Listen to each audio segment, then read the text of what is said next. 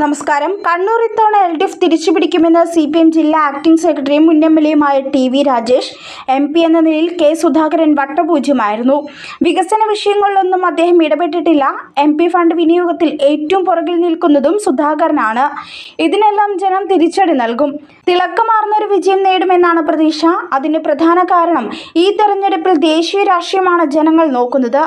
ദേശീയ രാഷ്ട്രീയത്തിൽ ഇടതുപക്ഷത്തിന്റെ സാന്നിധ്യം സജീവമായി ഉണ്ടാകുമെന്നാണ് 5 വർഷത്തെ പാർലമെന്റിന്റെ അനുഭവത്തിൽ ജനങ്ങൾ മനസ്സിലാക്കിയിട്ടുള്ളത്.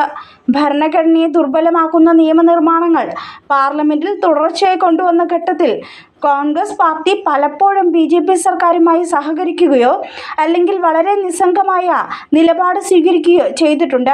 കാശ്മീർ, NIA, UPA ഭേദഗതി, പൗരത്വ നിയമം എന്നീ വിഷയങ്ങളിൽ ഒന്നും കോൺഗ്രസിൽ നിന്ന് പ്രതീക്ഷിച്ചൊരു പ്രതികരണം ഉണ്ടായിട്ടില്ല.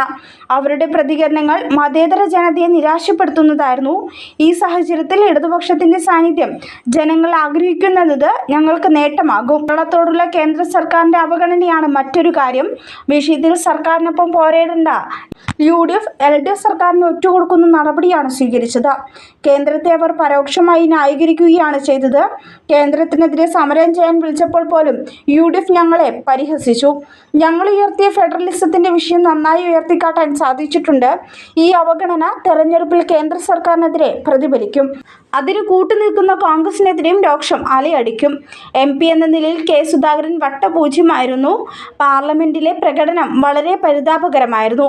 മാത്രമല്ല, കണ്ണൂരിനെ സംബന്ധിക്കുന്ന വിഷയങ്ങൾ, പ്രത്യേകിച്ച് കണ്ണൂർ എയർപോർട്ട്, റെയിൽവേ സ്റ്റേഷൻ വികസനം, വന്യജീവി ആക്രമണം തുടങ്ങിയ വിഷയങ്ങളിലൊന്നും അദ്ദേഹം ഇടപെട്ടിട്ടില്ല.